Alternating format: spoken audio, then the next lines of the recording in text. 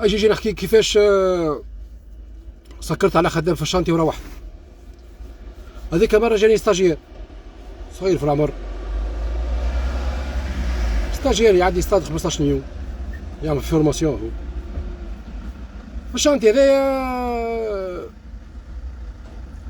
في اخر ايطاج تان ديبلكس، حتى من لاسانسير يطلعوا له بالكود.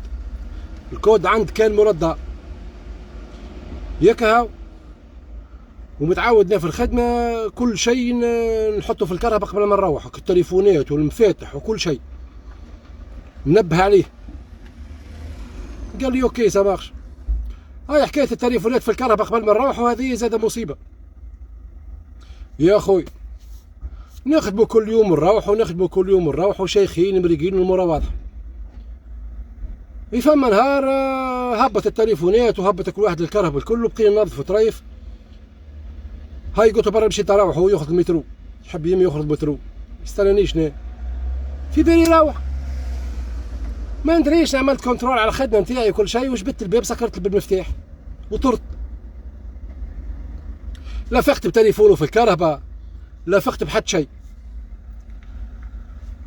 روحت وضربت فيها قيلولة، رقدت فطرت وقيلت وموري شيخة في العنبر. يا قيلت تقريبا، قيلت ساعتين من زمان ولا 3 سوايع، وقت الحال صيف. او جاب ربي قعدت الدنيا نهار يا خويا. وصول التليفون تاع الباترون قال لي مهدي لو ثم حس برشا الفوق. هادي قلت راني روحت، باك تعرفي نروح بكري. قال لي راهو كلموني السنديك والناس اللي يسكنوا غادي فدوا. هادي قلت ما ثماش حتى حس، قلت بالنسبه لي راهي خاطيني. قالت لي باهي، وقال لي باهي اوكي. زاد ساعه اخرى وطلبني، قال لي مهدي راهي داخله بعضها. قال لي راهو مش حس عادي، مش بتاع خدمه. اخي ما زلت تخدم؟ قلت له والله لاني نخدم، سيبني من حس. قال لي باهي. زاد شويه اخرى قال لي ما عادش فاه، يلزم تمشي للشانتي. كعوت ركبت في الكهرباء، لقيت التليفون والمفاتح نتاعو وسطوشو. على قد ما نقرب للشانتي، على قد ما نشك اللي بالرسمي انا خليته في الشانتي. بعد قلت ليه لا ما تعملهاش يا مهدي، ما نظنش. لا ما نظنش. ومن بعد يقول لي تعملها، ومن بعد يقول ما تعملهاش. يا خويا تراني سكرت عليه لداخل فك الابارتمون هذاك. وقتاش نوصل له؟ حكاية 8 خلطت غادي لقيته مزرق.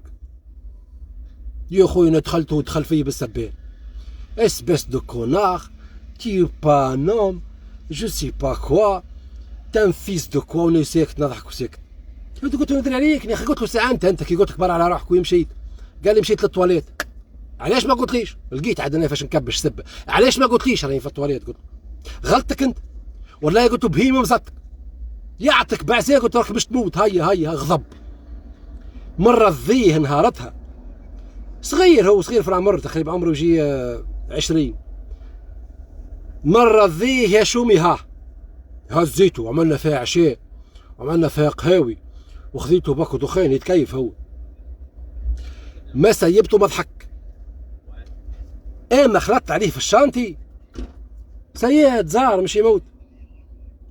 ومن بعدها موتي ويكاند وقت نهار الجمعة. السبت مال السبت واحد ما نخدموش، ممنوع منع بيتها في الشانتي هذاك.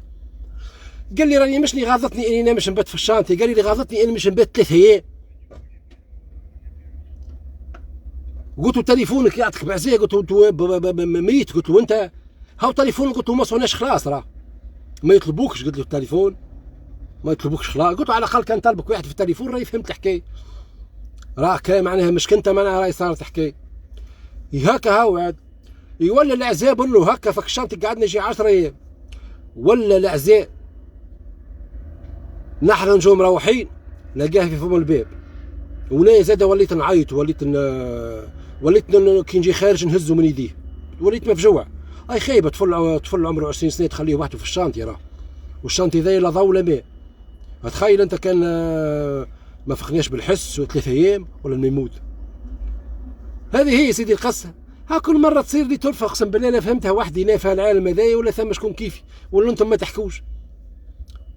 ربي يفرج. السلام عليكم.